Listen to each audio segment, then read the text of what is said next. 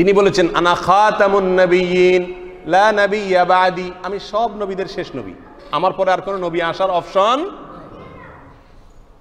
এই কথাকে আমাদের দেশে অনেকে অস্বীকার করে।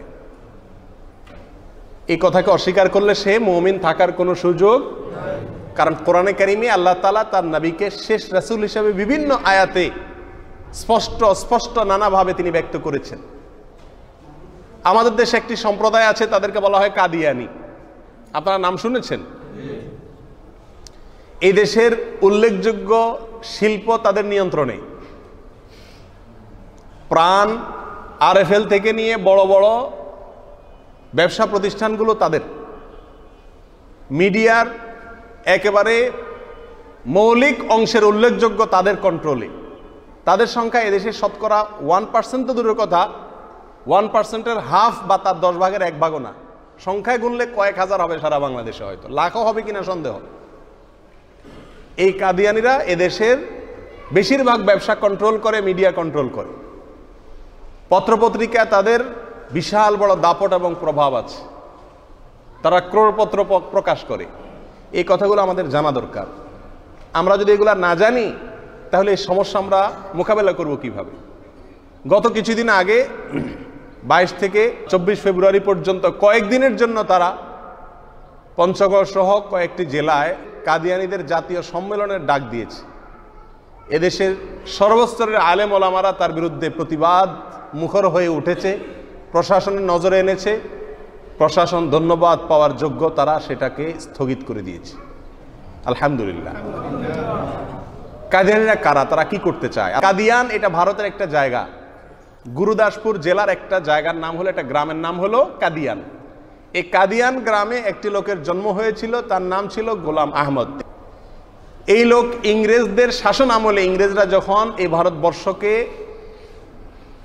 দখল করেছিল, তখন ইংরেজদের ছত্র ছায়ায় থেকে মুসলমানদের মধ্যে ফাটল সৃষ্টি করার জন্য, বিভক্তি সৃষ্টি করার জন্য, মুসলমানদেরকে বিভ্রান্ত করার জন্য ইংরেজদের হেন কোনো কাজ নাই তারা করে নাই। বিভিন্ন ক্রীড়ানক তারা বসিয়েছে, এগুলাকে দিয়ে দিয়ে মুসলমানদের ভেতরে সমস্যা তৈরি করার চেষ্টা তারা করেছে। তার ভেতরে একজন অন্যতম বড় মহানায়ক হলো এই গোলাম আহমদ কাদিয়ানী।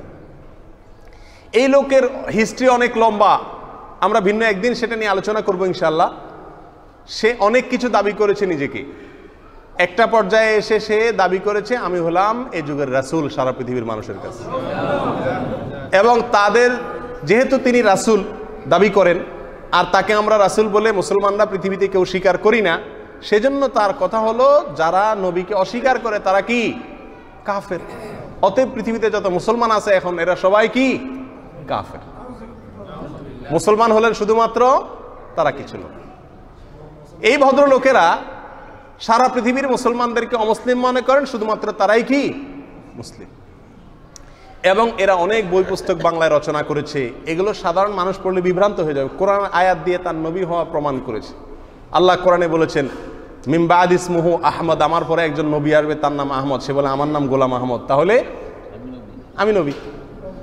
এখানে যে কার কথা বলা হয়েছে, কি বলা হয়েছে তার আগ পাস নাই। সাধারণ মানুষকে ওই আয়াতের অংশ কেটে এনে বুঝাই দেয়, বিভ্রান্ত করে দেয়। তার সঙ্গে একবার আতাউল্লাহ বুখারী রহমতুল্লাহ আলাইহি নামে একজন বড় মনীষী ছিলেন, ভারতবর্ষের অনেক বড় আলেম ছিলেন, স্কলার ছিলেন। তার একটা বিতর্ক হয়েছিল, ওপেন চ্যালেঞ্জ ছিল। সেই বিতর্ক অনুষ্ঠানে আতাউল্লাহ বুখারী রহমতুল্লাহ আলাইহি বলেছেন, আচ্ছা প্রত্যেক নবী আসার আগে তার আগের ধর্মে তার ব্যাপারে প্রুফ দেওয়া থাকে, ঘোষণা দেওয়া থাকে উনি আসছেন, মুহাম্মদ সাল্লাল্লাহু আলাইহি ওয়াসাল্লাম আসবেন। এটা হঠাৎ করে আসেন নাই। তাওরাতে, জবুরে, ইনজিলে আগে থেকে বলা হয়েছে বারবার যে একজন নবী আসবেন পৃথিবীতে, তার এই এই আলামত থাকবে, তার মা বাপ থাকবে না, শিশুকালে মা বাপ হারাবেন, এই সেই। তাহলে এই সমস্ত দেখে মানুষ চিনতে পেরেছে হ্যাঁ মুহাম্মদ আল্লাহর নবী। এটা বিভিন্ন পূর্বের ধর্মগ্রন্থগুলো বলে আসছে। তাহলে মুহাম্মদ সাল্লাল্লাহু আলাইহি সাল্লামের কোনো কথা বা কোরআনের কোনো আয়াত থেকে আপনি নবী হওয়ার কথা বলা আছে? তিনি বললেন হ্যাঁ আছে। বলে প্রমাণ করেন। তখন তিনি আয়াত দেখাইছে।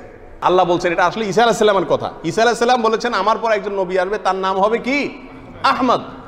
তো তিনি বলছেন দেখেন আপনাদের নবীর নাম তো মুহাম্মদ, তো আল্লাহ বলছেন এখানে আমার পরে ঈসা আলাইহিস সালাম বলে গেছেন আমার পর একজন নবী আসবে আহমদ। তো মুহাম্মদ নামে নবী একজন আসছেন ঈসা আলাইহিস সালামের পরে, বাট আহমদ নামে কোন নবী তো আসেন নাই, আমি হলাম সেই। তখন উনি বললেন যে আপনি আহমদ কেমনে? আপনার নাম তো গোলাম আহমদ, আপনি তো আহমদ না।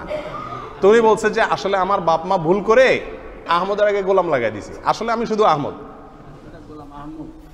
তখন আতাউল্লাহ বুখারী রহমতুল্লাহ আলাই খুব বিচক্ষণ মানুষ ছিলেন, দেখছেন যে এর তো দলিল প্রমাণ দিয়ে হবে না, তো মূর্খ। তখন উনি বললেন যে আচ্ছা, এই একই ভুল আমার বাপও করছে। বলে কিরকম? বলে আমার নাম তো আতাউল্লাহ, আমার নাম আসলে আল্লাহ। তো এখন আতা যে শুরুতে আতাউল্লাহ, এই আতা শব্দটা আমার বাপে ভুলে রেখে দিছে, অতএব আমি ওই ভুলটা বাদ দিলাম, আপনিও আপনার ভুলটা বাদ দিছেন, তাহলে আমি এখন আল্লাহ, আমি আল্লাহ আপনাকে বলছি, আপনাকে আমি নবী বানাই নাই, আপনি মৃত্যু। যেরকম আহমক সেরকম জবাব হয়েছে কি হয় নাই?